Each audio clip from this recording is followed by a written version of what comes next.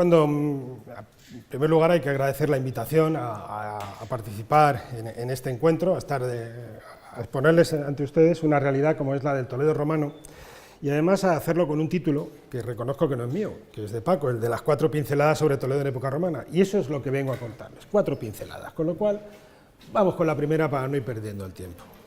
Las ciudades, normalmente, todo el mundo tenemos un planteamiento de que las ciudades son, bueno, pues unas realidades de ladrillo, de piedra que tenemos ahí, ni mucho menos. Las ciudades son sobre todo ideas, son sobre todo creaciones mentales. Las ciudades es lo que nosotros reflejamos, planteamos o contamos de ellas. Y en ese sentido es muy curioso como el Toledo romano ha sido una realidad muy fluctuante. Es decir, el Toledo romano fue el gran valor de esta ciudad durante siglos, pero sin embargo en el siglo XIX fue el gran olvidado, y eso nos ha hecho que lleguemos al siglo XXI con un déficit de conocimiento del Toledo romano, incluso de la valoración del Toledo romano. La ciudad que tenemos hoy es lo que surge del siglo XIX-XX, el desarrollo del turismo, el desarrollo de una marca Toledo, y la marca Toledo hay que reconocer que se sintió plenamente orgullosa de tener a un pintor como el Greco o a una catedral como la de Toledo, y a partir de ahí generó un modelo, generó una idea de Toledo patrimonio, pero a partir de un determinado momento, a partir de una determinada realidad, ignorando completamente el Toledo romano. De hecho, el Toledo romano parecía algo anecdótico, parecía que había un circo ahí en la Vega, que había algo extraño que quedaba ahí al margen, y que en todo caso, bueno, pues el Toledo romano fue algo intrascendente, que no tenía nada que ver con ese gran Toledo imperial de Carlos V, con ese gran Toledo de los Reyes Católicos o con ese gran Toledo de los cardenales. Bueno, sin embargo, nada que ver con el pasado. Por ejemplo, las Cortes de 1480, como ejemplo, muchos de ustedes sabrán que en Toledo se celebraron unas Cortes en 1480 en los Reyes Católicos, que son las que fundan el Estado moderno. Bueno, pues en esas Cortes, en todas las Cortes de Castilla siempre había una rivalidad entre Toledo y Burgos para ver a quién hablaba primero. Y por ejemplo, Toledo argumentó en esas Cortes que tenía que hablar antes que Burgos, porque Toledo estaba llena de inscripciones romanas, tenía circos, tenía de todo, y Burgos no. Es decir, Toledo era una ciudad infinitamente más antigua, infinitamente más ligada con la antigüedad, infinitamente más gran ciudad que Burgos por el hecho de tener antigüedad. De hecho, eso es lo que explica que hasta mediados del siglo XIX la imagen de Toledo fuera esta. Hasta mediados del siglo XIX Toledo era una realidad en la que el primer lugar lo detentaba la antigüedad, ese Toledo antiguo, ese Toledo que era el que explicaba todo. Sin ese Toledo antiguo no se podía entender nada. Ya digo que de eso se pasó al lado contrario, y es muy curioso porque cuando yo empecé a investigar en esta ciudad, muy jovencito, en los años 80 del siglo pasado, parecía que el Toledo romano no existía y que en todo caso, como les decía, era una realidad al margen que había quedado en la Vega y que lo del circo era más o menos un capricho. Nada que ver con la realidad. Aquí tenemos la primera pincelada. La ciudad romana de Toledo ha sido como una ave fénix que aparece, desaparece, y ahora la estamos volviendo a recuperar. Y vamos a ver un poco de qué es lo que estamos hablando. Porque además es una ciudad muy compleja, es decir, esto es una vista de la ciudad de Toledo. ¿Quién ve hoy aquí algo romano? Evidentemente es difícil ver algo romano debajo de esta realidad, y sin embargo, debajo de esta realidad subyace muchas cosas. El problema es que, frente a una ciudad como Complutum, Alcalá de Henares, en la que hay un vacío total y un traslado de ciudad, y empiezas a excavar y salen villas romanas o salen muros romanos, parece que la ciudad de Complutum es muy importante en la Carpetalia en relación a Toledo. Bueno, es importante lo que puedes ver hoy, pero eso te está produciendo también un desvío. Lo importante está debajo de esto.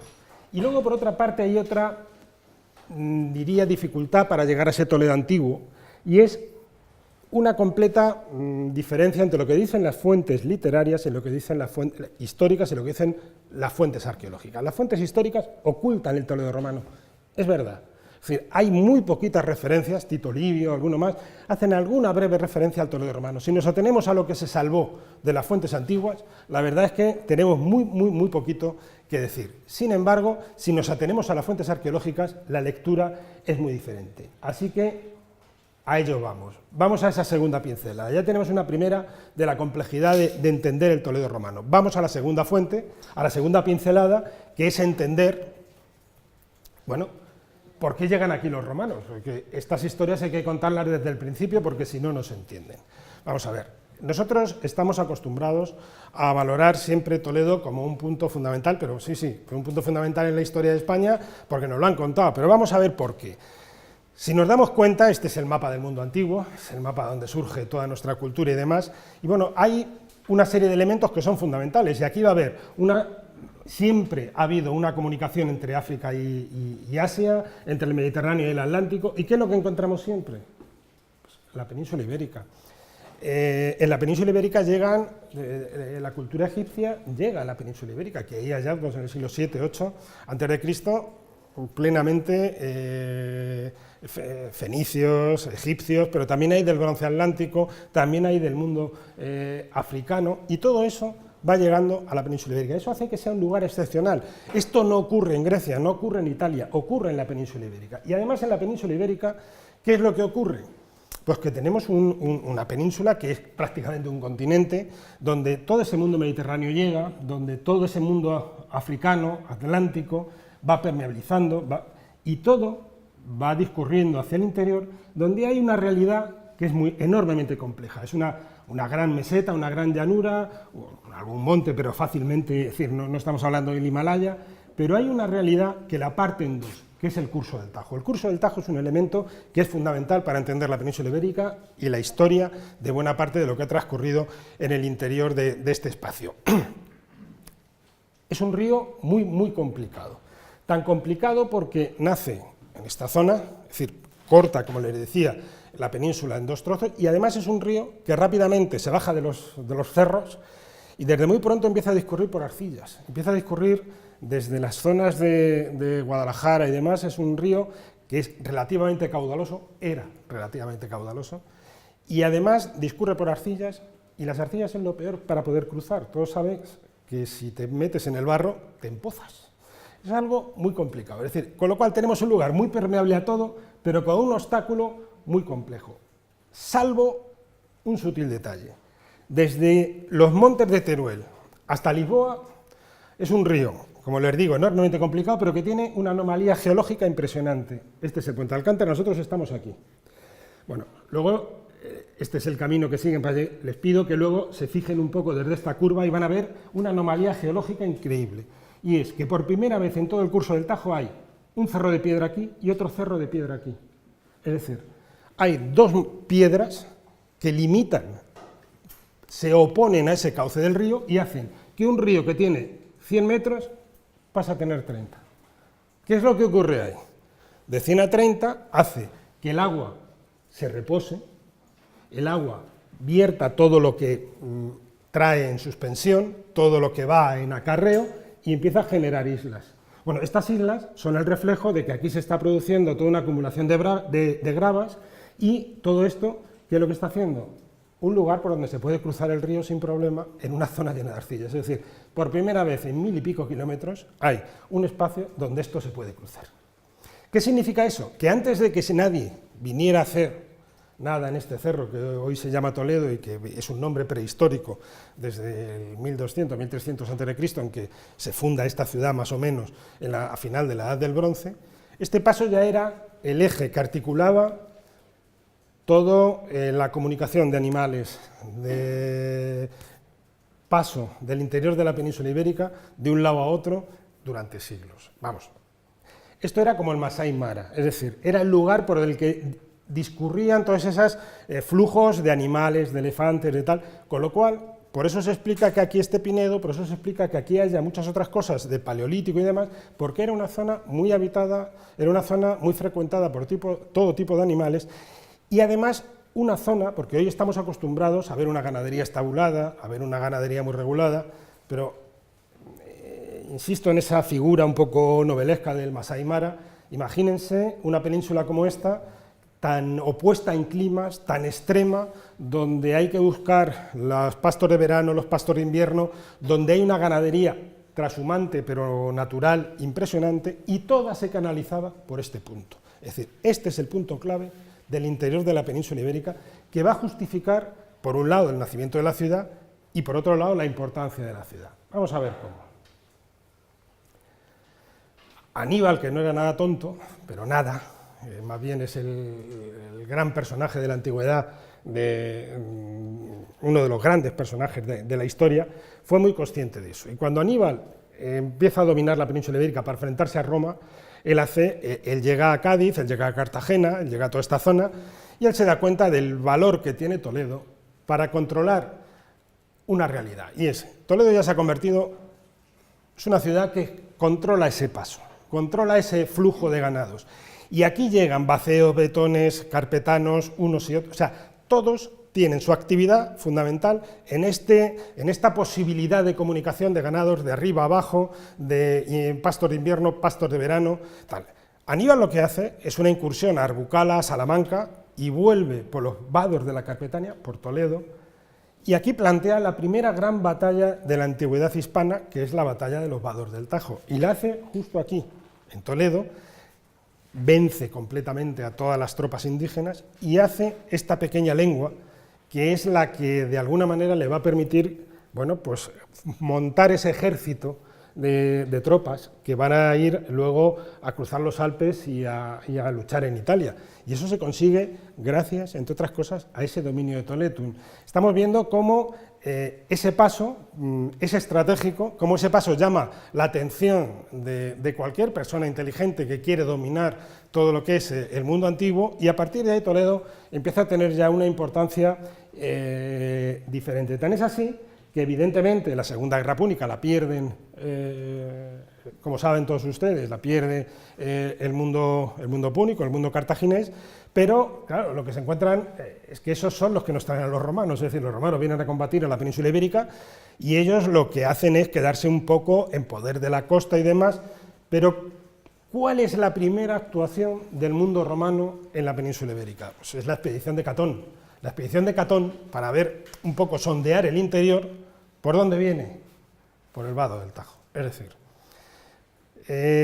la primera gran expedición romana, una vez que acaba la Segunda Guerra Púnica, para ver qué fronteras hay que hacer, cómo hay que actuar en este campo, viene exactamente por aquí, por Toledo. Y de hecho, lo que se va a hacer en el 192 a.C., muy poquito después de acabar la Segunda Guerra Púnica, es la conquista de Toletum. La conquista de Toletum marca el establecimiento de una frontera natural, es decir, Catón, que tampoco era nada tonto, un poco bestia, pero nada tonto, se da cuenta del valor de Toledo como llave. Si tú cierras, toda la gente del norte se va a encontrar económicamente restringida y va a estar a la altura, vamos a ver, tienes la llave para acceder cuando tú quieras.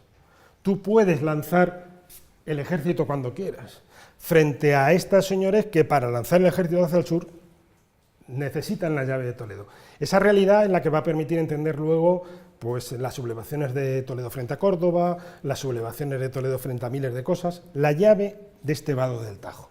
Bueno, pues esto va a hacer que Toledo sea una de las primeras ciudades que pasen a la órbita romana, pero también va a provocar un peculiar desfase. Toledo era la gran ciudad del interior de la prehistoria, era la gran ciudad de referencia, pero claro, Toledo en el siglo II a.C. se queda convertida en una ciudad de frontera, en una ciudad que es vía muerta. Si viéramos hoy una vía de ferrocarril, esto es una vía muerta. ¿Qué es lo que ocurre? Que desde el siglo II, en el momento en que se planea un poco la organización de estas nuevas provincias, la vía que va a organizar todo esto va a ir por Libisosa, va a ir por Albacete, es decir, va a dejar Toledo porque Toledo no es el lugar donde establecer un canal de comunicación directo con Roma, no, es un lugar de frontera, un lugar peligroso. ¿Qué implica eso? Que la colonia, para establecer a todo el ejército en el interior, como es lógico que hubiera estado en el entorno más estratégico, no está en el entorno más estratégico, la colonia se funda en Libisosa, por ejemplo, igual que aquí sí se funda en Mérida o se funda en Tarraco, etc. Aquí la colonia romana, esta gran ciudad planeada por el Senado romano, se establece aquí para paliar una realidad que no es la de Toledo. Claro, es un forzado, tan forzado, que es una ciudad que acabará en el más absoluto de los desastres y en el abandono más rápido, pero eso marca que Toledo, por eso no aparece en las fuentes, porque no es una ciudad de estatuto privilegiado, no es una ciudad que adquiera un rango destacado, pero sin embargo es, insisto, la gran ciudad del interior, sin la que es imposible entender lo que aquí está ocurriendo. Con lo cual, bueno, segunda pincelada, ya hemos entendido por qué llegan aquí los romanos, por qué llegan aquí el ejército de Roma. No nos vamos a entretener en la época republicana, que es absolutamente fascinante, absolutamente interesante, pero vamos a avanzar un poquitín más y vamos a ver qué es lo que ocurre en Toledo en torno al cambio de era. Vamos con la tercera pincelada. Vamos a ver. El Imperio Romano pudo sobrevivir tantos años porque tuvo una gente tan inteligente como Aníbal, es decir, tuvo unos mandatarios que en momentos estratégicos ahí estuvieron y fueron capaces de revolucionar todo. Y en este caso, cuando la crisis parecía que acababa con el modelo, hubo gente como César y Augusto que lo cambiaron todo. La República Romana no es un ejército de romanización, la República Romana es un ejército de ocupación, es un ejército que conquista y te deja, te deja que tú manejes la economía interior, te quita las relaciones exteriores, le aplica un 155 hoy tan de moda, te quita las relaciones exteriores y te pone una tasa que tú tienes que pagar a Roma. Eso funciona en la medida en que las élites interiores respondan, en que todo vaya bien, pero claro, requiere una administración, requiere lo que hoy requiere el Estado español. ¿Cómo se impone eso en un modelo que en el siglo II a.C., bueno, pues era Hispania y 2 o 3 ciudades de Italia o el sur de Italia, pero es que en torno al cambio de era ya era todo el Mediterráneo, es decir, creció de tal manera que era imposible, ese modelo era inviable para administrar un imperio. César es el primero, bueno, ya Mario antes y demás, pero César es el primer gran estratega político que decide, señores, esto no puede funcionar. Y él plantea que lo que hay que hacer es romanizar de verdad por primera vez. Que nadie se crea que el ejército llega aquí en el siglo II y al día siguiente te quieren imponer el derecho romano, enseñar latín y además ser bueno a la manera romana. En absoluto, o sea, ni lo intentan ni les interesa. Eso tarda 200 años en ser una realidad. Tarda 200 años en que César diga, la única manera de que esto funcione es que cada uno se administre a la manera romana y encima lo hagan, vamos a ver, en nuestro beneficio, pero convencidos. Tiene su... y lo consigue. Y entonces, lo que inicia César, sobre todo lo desarrolla Augusto. Augusto es el gran organizador del imperio, de tal manera que lo que se hace es generar la idea de que se puede promocionar, de que las élites tienen un futuro mejor, porque pueden acceder a la capital romana, pero para eso tienen que convertir a sus ciudades de origen en modelos de Roma. O sea, si tú eres capaz de hacer tu pequeño pueblo un modelo de Roma, tú vas a poder catapultar tu poder, tu imagen, y vas a poder llegar a la capital. Es un tema estrictamente de élites, pero es un tema que cambia todo, es decir, ¿qué es lo que hace César y Augusto fundamentalmente? Inventar el municipio romano. El municipio romano es una figura clave, es decir, pasa a ser la célula de la administración. Cualquier territorio pasa a estar presidido por un municipio que quiere ser Roma. Y además no solamente quiere ser Roma, es que tiene que parecerse a Roma. Y cuanto más te parezcas, más poder tienes y más cerca estás del poder. Con lo cual se desarrollan esas imágenes de todos los emperadores de esculturas, de tal, de cual, porque eso es la representación del poder. Fíjense lo que en poco tiempo se hace, de una conquista militar a una conquista ideológica. En torno al cambio de era es esa conquista ideológica. Y claro, aquí hay ciudades que pueden hacerlo y ciudades que no lo pueden hacer. Es decir, lo normal es que haya ciudades que intenten hacer algo y tienen su minuto de gloria y hacen un templete, hacen un monumento que recuerdan que son romanidad. Pero hay otras ciudades que tienen realmente el poder, que eso es lo que está buscando además Roma, y que son las que de alguna manera captan esa idea, la entienden y dicen, por ahí vamos nosotros a jugar la partida. Toledo es una de esas ciudades, sabemos que fue un municipio romano, entre otras cosas porque, por ejemplo, aquí tenemos una placa de Circensibus Editibus, es decir, una declaración para hacer unos juegos circenses por decreto de los decuriones. Bueno, si hay decuriones, es que hay concejales, si hay concejales es que hay municipio. Pero es que además aquí tenemos una lápida muy bonita también, que está aquí en el Puente de Alcántara, de un Rectugenus, que es un celtíbero, Retógenes como el de Numancia, que además es muy bonito porque demuestra un poco cómo se hace todo esto, y es un decurión adlecto, ad decurión. Un decurión adlecto es un concejal enchufado, es alguien que no tiene el derecho a la ciudadanía romana, pero se le acepta como decurión y demás, porque es el momento en el que se está haciendo ese modelo nuevo y hay que coger a las élites para que participen de él. Y aquí tenemos a un celtíbero puro que pasa a ser decurión adlecto, es decir, sin derechos completos a ser decurión, a ser ciudadano romano, pero que a partir de aquí ya sí lo sería. Este es el momento, en el siglo I, en el que Toledo pega un gran cambio. Y Toledo es una ciudad que en ese momento como era la gran ciudad del interior, las élites locales sabían lo que se estaban jugando. Y a partir de ahí dicen, vamos a ver, ¿cuál es el problema? Toledo no tenía problemas de agua en lo que se refería a una ciudad tradicional. Toledo tiene el Tajo a sus pies, pero el Tajo a sus pies no es suficiente. Hay que llevar el agua a lo más alto porque ese es el mayor símbolo de la romanidad. Romaniza mucho más una fuente en lo alto de Toledo con un chorrito que 2 legiones en la llanura. Infinitamente más, y eso la gente es consciente. Bueno, se hace todo un sistema hidráulico enormemente complejo, con una presa de más de 700 metros lineales, con 2 torres acuarias, con todo un sistema que pasa muy cerquita de aquí, con un sifón, con un juego de presiones y de alturas impresionante, que es uno de los sistemas hidráulicos más complejos de toda la antigüedad en el mundo, porque no estamos hablando de un modelo como el acueducto de Segovia, que son 30 metros de arquería, es decir, eso es bestialismo puro y duro, con una técnica que se conoce. Esto no, esto es un juego de presiones. Aquí hay que jugar no con pasar un valle, sino con bajar 100 metros, pasar un río y subir otros 100 metros sin que nadie estalle, o sea, sin que ninguna tubería explote, porque claro, una cosa es que explote aquí, pero cuidado, que aquí tenemos otro reto, y es que el que abra un grifo aquí con una columna de presión de 100 metros, tampoco lo tiene fácil. Bueno, aquí se hace uno de los sistemas hidráulicos más complejos de la antigüedad. Es un sistema hidráulico que ha dejado su reflejo, evidentemente no se veía en esa foto aérea que les mostraba al principio, pero sí que ha mostrado, han estado viendo esta mañana por lo que he visto, las cuevas de Hércules, todas las depósitos secundarios. Toledo es un modelo muy complicado, no hay una gran cisterna de agua. El tener unos desniveles de 100 metros dentro del casco histórico hace que ese sistema hidráulico tenga que ir llevando tuberías a presión a distintas alturas para que luego desde distintas alturas pueda irse abasteciendo el resto de la ciudad. Es algo enormemente complejo, algo enormemente diferente a lo que vamos a ver en muchas otras ciudades antiguas. Tan es así que, por ejemplo, si valoramos lo que son las grandes presas de la antigüedad, los grandes sistemas hidráulicos, solamente hay 3 sistemas hidráulicos en la antigüedad de gran nivel en la península ibérica: Proserpina y Cornalvo en Mérida y el de Toledo. El resto son aprendices de un juego, por decirlo de alguna manera, ingenieril muy básico en relación a lo que es esto.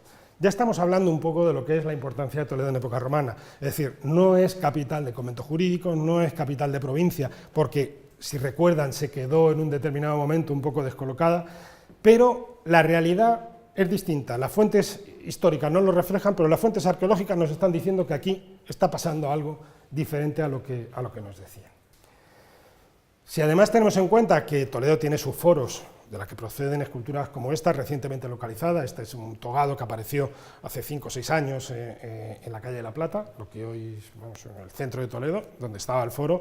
Estamos hablando además de unas esculturas de la época de Augusto, absolutamente geniales, absolutamente en un mármol de primera calidad de los talleres romanos de más calidad. Bueno, pues nos está hablando de que no solamente hay un sistema hidráulico, porque podría haber sido el capricho de alguien. No, ese capricho va ligado también, cuidado, a la construcción de uno de los circos romanos más impresionantes y más grandes que hay, no digo en la península ibérica, digo en todo el mundo romano, que además tiene una importancia excepcional.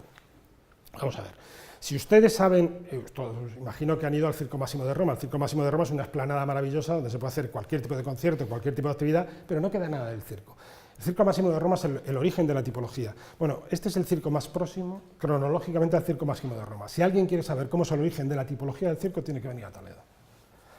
Y estamos hablando de un monumento de unas características verdaderamente excepcionales. Bueno, Toledo tiene ese gran circo que todavía pueden contemplar parcialmente en la Vega Baja, olvidado, aunque fue absolutamente valorado hasta finales del siglo XIX, olvidado a lo largo del siglo XX con las consecuencias que podemos ver con ese arco detrás de la venta de aires lleno de basura y otra serie de cosas, que forma parte, este arco que es el que se conserva en la venta de aires, lo digo para que se den cuenta, o sea, está en la avenida Reconquista, este es el arco de la venta de aires, los que conocen la zona se pueden imaginar de lo que estamos hablando, o sea, el edificio que estamos hablando.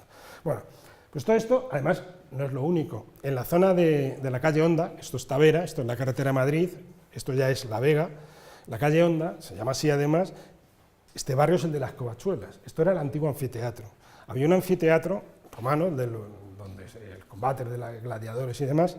Bueno, un edificio también importante, destacadísimo, por eso es el barrio de las Covachuelas, porque se conservaban hasta el siglo XIV-XV, en que se convierte en un arrabal de la ciudad, estructuras de este edificio que sirven para generar ese nuevo barrio.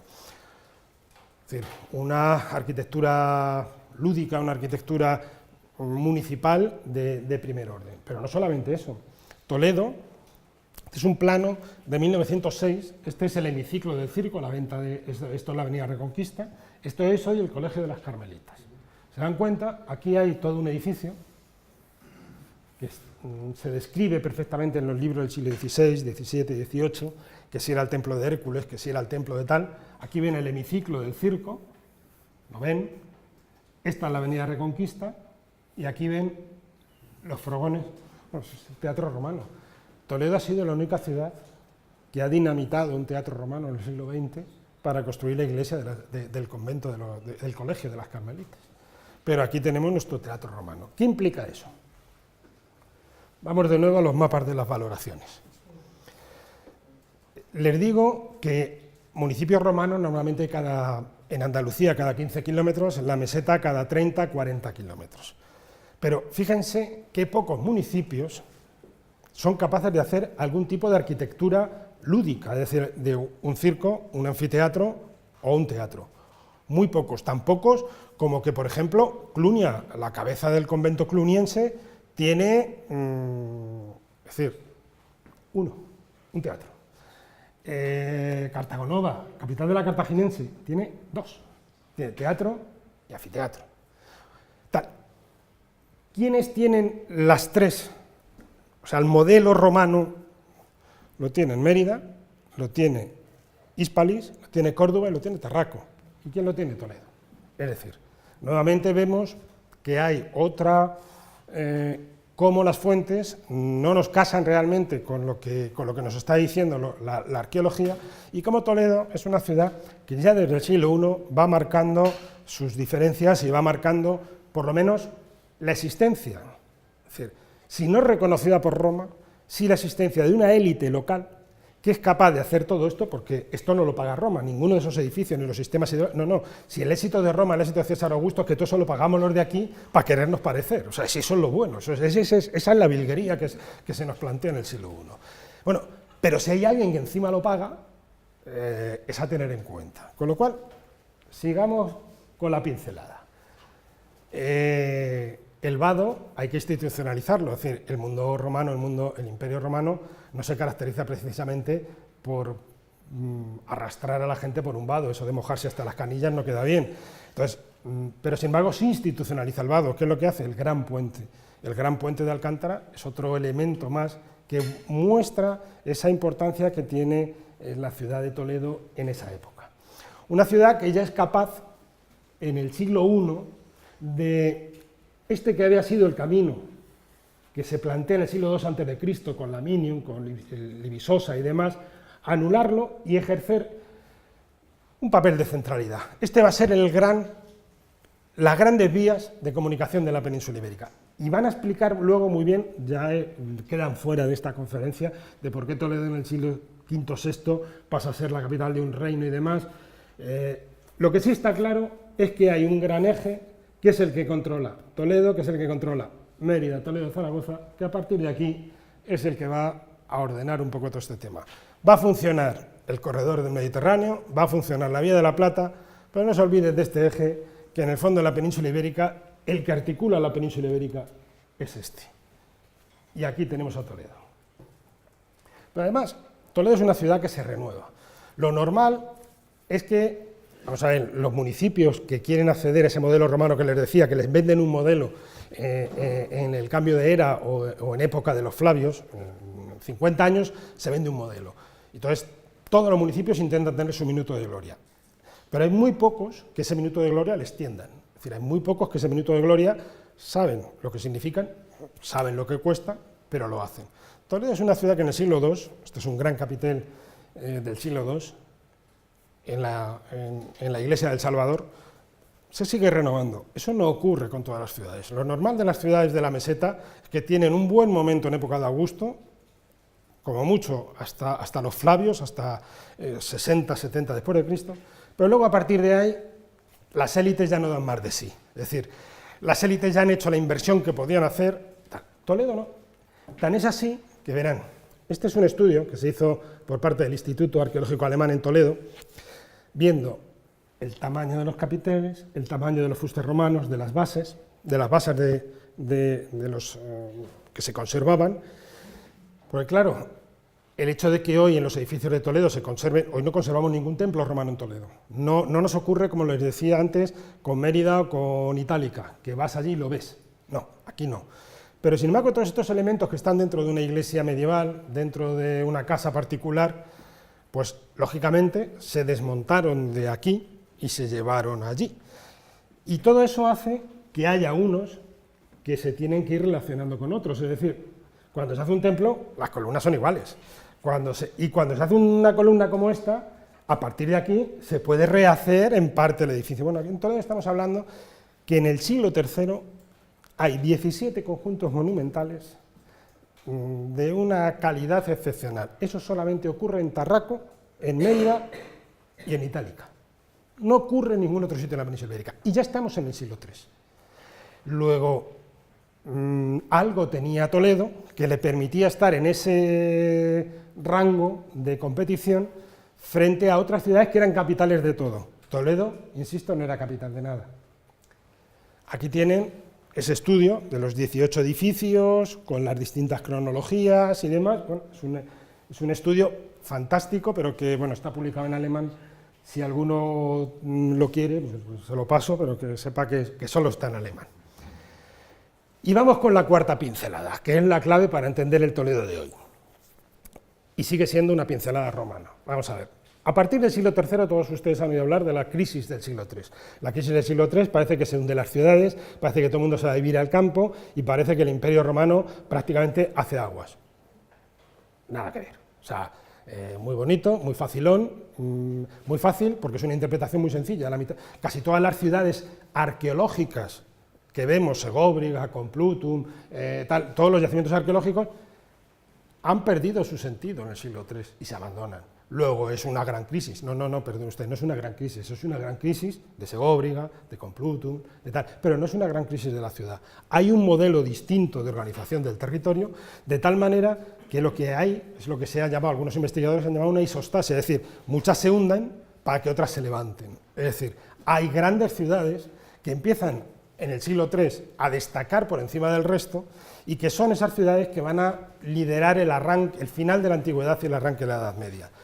Va a ser, por ejemplo, Tarraco, no es que se hunda, pero se nos queda ahí un poquito corta y de pronto va a pegar un subidón Barcino, Barcelona, y es la que va a empezar tal.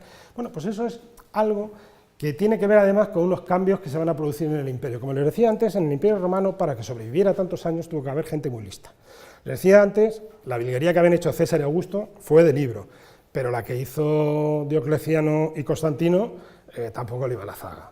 Vamos a ver, Diocleciano es el que acaba con la crisis del siglo III y él es consciente de que el modelo de un municipio romano, es decir, una ciudad a la manera de Roma que no cuesta, que se mantiene por la élite local y que te da el dinero, se ha acabado.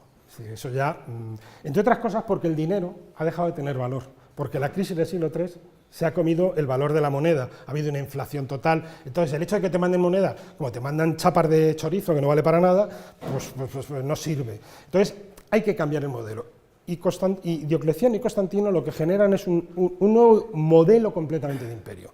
Si antes había sido el municipio, ahora es el poder imperial el que está detrás. El poder imperial no puede estar en cada ciudad a 15 kilómetros una de otra. Tiene que elegir unos puntos concretos que controlan el territorio. Y tiene que mandar todo lo que es una administración territorial nueva, tiene que hacer todo un modelo distinto, entre otras cosas porque ya no se cobran los impuestos en moneda y hay un señor que va con la bolsa de monedas a Roma, se cobra en especie, porque eso no hay inflación posible, se cobra en la anona, se cobra en carros de cebada, en carros de trigo, en tal, y eso obliga a tener una estructura radicalmente diferente, y eso obliga a que las ciudades que participan en este momento, las ciudades destacadas en este momento, son unas ciudades fortificadas porque tienen que ejercer esa función de granero, esa función de acumulador de los recursos del imperio. ¿Qué es lo que ocurre? Que gran parte de las ciudades fracasan Consuegra en la provincia de Toledo, por ejemplo, pues ahí lo tenemos como la ciudad se despuebla, Talavera prácticamente es otra ciudad que pierde cualquier pulso. Bueno, y hay unas pocas ciudades que son las que elige el imperio como elemento administrador y que adquieren una nueva imagen, que son ciudades como León o como Astorga. Aquí tienen Astorga, aquí tienen León, y son unas ciudades que se van a caracterizar por ser ciudades amuralladas, por la muralla tardía, la muralla del siglo III, IV, va a ser la nueva imagen de la ciudad. Tú no puedes ser una... Si antes había que tener un circo, si antes había que tener un teatro, la ciudad del siglo III, siglo IV, tiene que tener una gran muralla. Es la tarjeta de presentación, porque además es la tarjeta de presentación del poder. La muralla va ligada al poder y a lo que se guarda dentro, que ya no es dinero, no, es lo que mantiene el imperio. Si se acuerdan, hay una tetrarquía, se funda una tetrarquía, de tal manera que lo que se hace es dividir el imperio en 4 sitios para que cada uno se busque la vida y en caso de que haya una presión, se pueda hundir uno, pero no el resto. De tal manera que cada uno tiene que buscar la manera de que le llegue el grano al limes, a la defensa, al borde, y todo eso se hace en función de estas ciudades amuralladas. Hoy encontramos esa imagen, muy parcialmente en ciudades como le decía, pero es que también la hubo en Toledo. Esta es la Puerta del Sol, esta es la excavación que se hizo en la Puerta del Sol, donde sale perfectamente estas murallas, estas torres de piedra, de sillares, semicirculares. Los que conozcan Toledo y van por la Puerta del Sol, según suben al Arco de Carretas, a la derecha hay otra torre semicircular que no se sabe muy bien qué pinta. Bueno, esas son las murallas del siglo IV, de esa gran ciudad tardía, que además muestra, bueno, pues esa imagen que tuvo Toledo, y que si antes fue el teatro o fue el anfiteatro, ahora Toledo no pierde el hilo y sigue ejerciendo ese papel bueno, de liderazgo. Y además con edificios como el Circo, donde además hace una cosa muy peculiar. El Circo es el gran edificio del mundo antiguo, tardoantiguo. El teatro se abandona, los teatros se abandonan, porque se pierde el valor de la imagen imperial, de la imagen del emperador, que es lo que llevaba fundamentalmente ligado al teatro. Los juegos de gladiadores desaparecen, pero todo el poder, toda la imagen, todo lo que hoy es el fútbol, lo que hoy está, es el circo. El circo es el gran edificio del siglo IV-V. Toledo, en el siglo IV-V, lo que hace es añadir 20 y tantos, 30 metros a su circo. Aquí hay, los que conozcan ese aparcamiento, esa zona, saben que hay, al final, esto sería la venta de aires, aquí hay como una torre rara, extraña. Esa torre rara, extraña, que es esta, bueno, pues era una torre que cerraba el circo, pero como se les hacía pequeño, esa torre, en un determinado momento le añaden otros 20 metros y por eso se queda ahí extraña. Vamos a ver, el circo de Toledo, en el final del siglo III, se está expandiendo, está creciendo. Eso también muestra algo peculiar. Pero además, en el circo aparecen piezas como esta. Este es el marfil de Hipólito, una pieza de época de Teodosio del año 400, más o menos, un marfil de una calidad excepcional. Eso es el remate de una silla curul, eso es el remate de un cónsul. Vamos a ver, aquí, esto no es capital de nada, pero resulta que el gobernador de la provincia está muy cerca, vamos, tan cerca como que se sienta en este circo. Y si además vemos lo que es un circo en el siglo IV, un circo en el siglo IV, el circo de la Vía Apia está al lado del palacio, en Milán está al lado del palacio, en Treveris está al lado del palacio, en Constantinopla es el lugar, vamos, hasta la revolución contra Constantín, las revoluciones contra los monarcas y demás, la victoria Nikkei y tal, son en Constantinopla, Tesalónica, Antioquía, es decir, se convierten en elementos de poder. ¿Cuántos circos hay en la Hispania romana? Muy pocos. ¿Cuántos circos están sobreviviendo en el siglo IV? Muy pocos, y menos con piezas de estas características.